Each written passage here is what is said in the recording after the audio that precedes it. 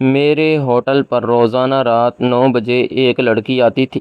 وہ دبے قدموں سے اندر داخل ہوتی، کسی سے بات نہ کرتی، سیدھا اس کونے کی طرف جاتی جہاں بچا ہوا کھانا رکھا ہوتا۔ میں کاؤنٹر پر بیٹھا اسے دیکھتا رہتا، دل میں عجیب سا غصہ بھر جاتا کہ یہ لوگ بھی نہ جانے کہاں کہاں سے آ جاتے ہیں، مفت کا کھانا اٹھا کر لے جاتے ہیں۔ میں نے کئی بار ویٹر کو کہا کہ اسے روکیں، مگر وہ ہر بار بچ کر نکل جاتی تھی، جیسے اسے سب راستے یاد ہوں۔ وہ کھانا بہت احتیاط سے ایک پرانے تھیلے میں رکھتی اور چپ چاپ چلی جاتی۔ اس کے چہرے پر نہ کوئی لالچ تھا، نہ کوئی خوشی، بس ایک عجیب سی سنجیدگی تھی، مگر مجھے اس کی یہ خاموشی بھی ناگوارا گزرتی۔ شروع میں نے اسے نظر انداز کیا، مگر آہستہ آہستہ اس کی یہ عادت مجھے کھٹکنے لگی۔ میرے اندر ایک عجیب سا غرور تھا، مجھے لگتا تھا کہ یہ ہوٹل میری محنت کا نتیجہ ہے، اور یہاں آنے والا ہر شخص کسی نہ کسی قیمت پر ہی کچھ لے جا سکتا ہے۔ مجھے یہ بات برداشت نہیں ہوتی تھی کہ کوئی خاموشی سے آئے اور بغیر کچھ دیے چلا جائے۔ وہ لڑکی روز آتی تھی اور ہر بار اسی خاموشی سے کھانا ایک پرانے سے تھیلے میں ڈال کر چلی جاتی تھی۔ اس کے کپڑے سادہ اور پرانے ہوتے تھے، مگر اس کے انداز میں کوئی گراوٹ نہیں تھی، جیسے وہ مجبوری میں آتی ہو مگر خودداری ابھی بھی زندہ ہو۔ ایک دن میں نے غور سے اسے دیکھا تو محسوس ہوا کہ وہ بہت کمزور ہے۔ اس کے ہاتھ کانپتے تھے، مگر پھر بھی وہ بڑی احتیاط سے کھانا سمیٹتی تھی، جیسے ایک دانہ قیمتی ہو۔ مگر اس سب کے باوجود میرے دل میں اس کے لیے نرمی پیدا نہ ہوئی، بلکہ الٹا چڑچڑا پن بڑھتا گیا۔ مجھے لگتا تھا کہ ایسے لوگ ہی معاشرے پر بوجھ ہوتے ہیں، جو محنت کرنے کے بجائے دوسروں پر گزارا کرتے ہیں۔ میں اپنی اسی سوچ میں مبتلا تھا۔ میرا دل کرتا تھا اسے کہوں، تمہارے ہاتھ پاؤں سلامت ہے، پھر کیوں بھکاریوں کی طرح روز منہ اٹھا کر چلی آتی ہو؟ محنت مزدوری کرو، کما کر کھاؤ۔ حالانکہ میرا بھی کوئی اتنا بڑا ہوٹل نہیں تھا، مگر ایسی جگہ پر تھا جہاں مسافر لوگوں کا آنا جانا زیادہ تر ٹرک ڈرائیور اکثر رات یہاں قیام کرتے، باہر پڑی چارپائیوں میں سو جاتے اور صبح سویرے اپنے منزل پر چلے جاتے۔ اسی وجہ سے کمائی اچھی ہوتی تھی، شاید اسی وجہ سے میں مغرور ہو گیا تھا۔ میں یہ بھول گیا تھا غرور کا انجام اچھا نہیں ہوتا۔ ایک رات بارش ہو رہی تھی، گاہک کم تھے اور میرا موڈ پہلے ہی خراب تھا۔ وہ لڑکی حسب معمول آئی اور کھانا سمیٹنے لگی۔ اس دن نہ جانے مجھے کیا ہوا، میں غصے میں اٹھا اور اس کے پاس جا کر زور سے بولا، یہ ہوٹل ہے، تمہارا گھر نہیں، جو روز آ کر مفت کا کھانا لے جاؤ۔ چونک گئی، اس کے ہاتھ کانپنے لگے، تھیلا زمین پر گر گیا اور سالن فرش پر پھیل گیا۔ میں نے مزید سخت لہجے میں کہا، بھکاریوں کی وجہ سے ہی کاروبار خراب ہوتا ہے، نکل جاؤ یہاں سے ابھی کے ابھی۔ وہ کچھ نہ بولی، بس نظریں جھکا لی۔ اس کی آنکھوں میں نمی تھی، مگر اس نے ایک لفظ بھی نہ کہا، آہستہ سے مڑا اور خالی ہاتھ باہر چلی گئی۔ اس رات کے بعد وہ کبھی واپس نہ آئی۔ شروع میں مجھے سکون محسوس ہوا کہ ایک جھنجھٹ ختم ہوا، مگر چند دن بعد عجیب سا خلا محسوس ہونے لگا، جیسے ہوٹل کے اس کونے کی خاموشی مجھے کچھ یاد دلانے لگی۔ مگر میں نے اس خیال کو جھٹک دیا۔ وقت گزرتا گیا اور میرے ہوٹل کا کاروبار آہستہ آہستہ کم ہونے لگا۔ پہلے گاہک کم ہوئے، پھر اخراجات بڑھ گئے۔ میں نے بہت کوشش کی، مگر قسمت شاید ساتھ چھوڑ چکی تھی۔ ایک دن ایسا بھی آیا کہ مجھے ہوٹل بند کرنا پڑا۔ وہی ہوٹل جس پر مجھے فخر تھا اب میرے ہاتھ سے نکل چکا تھا۔ میں نے ہوٹل بند ہونے کے بعد جب نئی زندگی شروع کی تو شروع میں ہر چیز بہت مشکل لگتی تھی۔ صبح اندھیرے میں اٹھ کر کام کی تلاش میں نکل جانا، سارا دن اینٹیں اٹھانا، بھاری سامان ڈھونا اور پھر تھکے ہوئے جسم کے ساتھ شام کو آ کر کسی سستے سے کمرے میں گر جانا، یہ سب میرے لیے بالکل نئی زندگی تھی۔ مگر سب سے مشکل چیز جسم کی تھکان نہیں تھی، بلکہ دماغ کا بوجھ تھا جو ہر وقت مجھے اندر سے کھاتا رہتا تھا۔ مجھے بار بار وہ دن یاد آتا جب میں نے اس لڑکی کو سب کے سامنے بے عزت کیا تھا اور اس کے آنسو میرے سامنے گرے تھے، مگر اس وقت میرے دل میں کوئی نرمی نہیں تھی۔ میں سمجھتا تھا کہ میں ٹھیک کر رہا ہوں، لیکن اب جب حالات بدل گئے تھے تو مجھے ہر چیز الٹی نظر آنے لگی تھی۔ میں سوچتا تھا اگر میں نے اس دن تھوڑا سا صبر کر لیا ہوتا تو شاید آج میری زندگی بھی مختلف ہوتی۔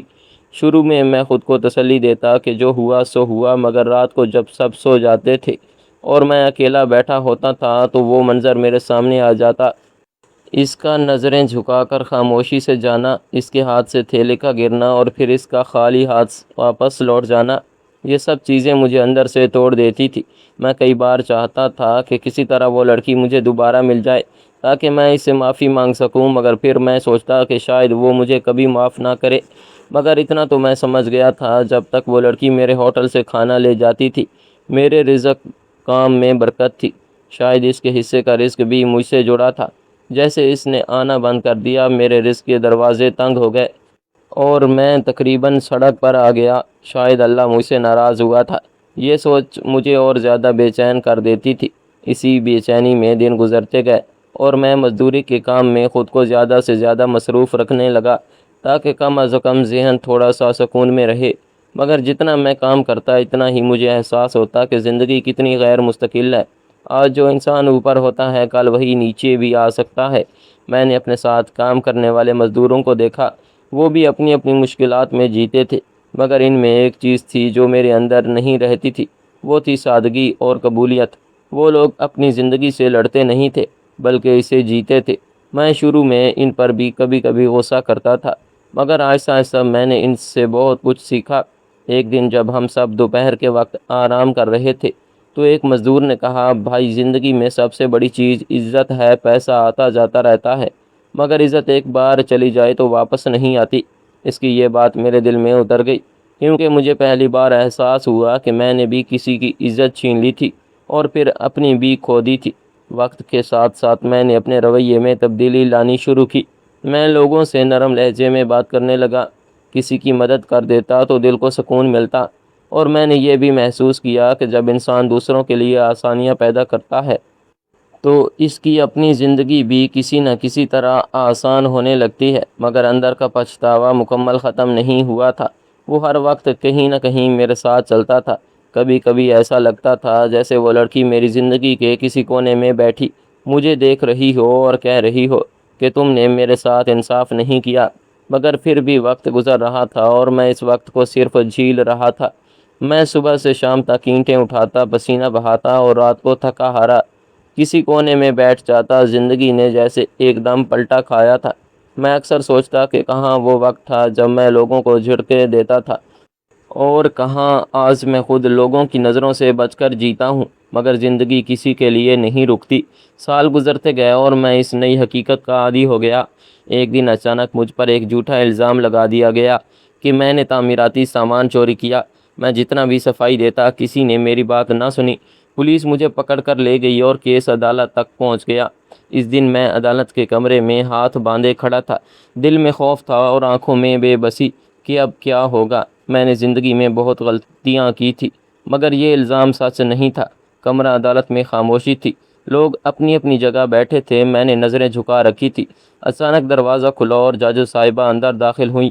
سب لوگ کھڑے ہو گئے، میں نے بھی سر اٹھایا اور جیسے ہی میری نظر ان پر پڑی میرا دل ایک دم دھڑکنا بھول گیا۔ وہی آنکھیں، وہی سنجیدگی، وہی چہرہ، یہ وہی لڑکی تھی جو کبھی میرے ہوٹل پر بچا ہوا کھانا لینے آتی تھی۔ اس چہرے کو میں کبھی نہیں بھولا تھا۔ وہ اپنی کرسی پر بیٹھ گئیں مگر ان کی نظریں مجھ پر ٹھہر گئیں۔ ایک لمحے کے لیے جیسے وقت رک گیا ہو۔ میرے ذہن میں وہ رات گھوم گئی جب میں نے اسے سب کے سامنے بے عزت کیا تھا۔ مجھے لگا اب میرا انجام بہت برا ہوگا۔ میں نے نظریں جھکا لیں اور دل ہی دل میں اپنی غلطی پر شرمندہ ہونے لگا۔ کمرہ عدالت میں مکمل خاموشی تھی۔ جج صاحبہ نے فائل کھولی اور کیس کی تفصیل سننے لگی۔ میری سانسیں تیز ہو رہی تھی، دل میں ایک ہی خوف تھا کہ وہ مجھے پہچان چکی ہیں اور اب وہی فیصلہ سنائیں گی جو شاید میری ماضی کا بدلہ ہوا۔ میں نے ہمت کر کے ایک نظر ان کی طرف دیکھا مگر ان کے چہرے پر کوئی غصہ نہیں تھا، بس ایک سنجیدگی تھی جو پہلے بھی ہوا کرتی تھی۔ وکیل اپنی اپنی دلیلیں دے رہے تھے مگر میرا دھیان کہیں اور تھا۔ میں صرف یہ سوچ رہا تھا کہ کیا واقعی وہ مجھے پہچان گئی ہیں یا شاید یہ میرا وہم ہے۔ مگر پھر اچانک انہوں نے میری طرف دیکھا اور ایک لمحے کے لیے ان کی آنکھوں میں ایک پہچان سی ابھری۔ میرا دل بیٹھ گیا۔ کارروائی کچھ دیر جاری رہی، پھر انہوں نے پرسکون آواز میں کہا، ثبوت ناکافی ہیں اور اس شخص کو مزید تفتیش تک رہا کیا جاتا ہے۔ یہ سن کر مجھے یقین نہ آیا، جیسے میرے کانوں نے غلط سنا ہو۔ میں نے سر اٹھا کر ان کی طرف دیکھا، وہ ابھی بھی سنجیدہ تھی مگر ان کی آنکھوں میں کوئی سختی نہیں تھی۔ عدالت برخاست ہوئی، لوگ باہر جانے لگے، میں وہیں کھڑا رہ گیا۔ میرے قدم جیسے زمین سے چپک گئے تھے۔ میں سوچ رہا تھا کہ کیا میں ان سے بات کروں یا خاموشی سے چلا جاؤں، مگر دل نے ہمت کی اور میں آہستہ آہستہ ان کی چیمبر کی طرف بڑھا۔ دروازے پر کھڑے ہو کر میں نے اجازت مانگی۔ اندر سے آواز آئی، آ جاؤ۔ میں اندر داخل ہوا، وہ میز کے پیچھے بیٹھی فائل دیکھ رہی تھی۔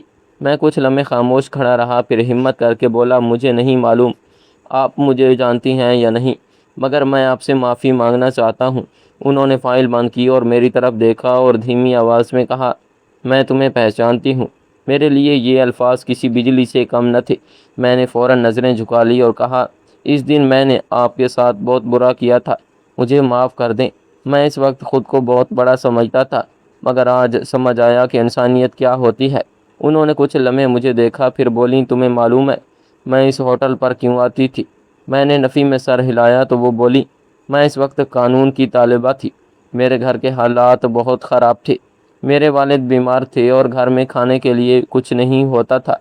میں دن بھر پڑھائی کرتی اور رات کو تمہارے ہوٹل سے بچا ہوا کھانا لے جا کر اپنے گھر والوں کو کھلاتی۔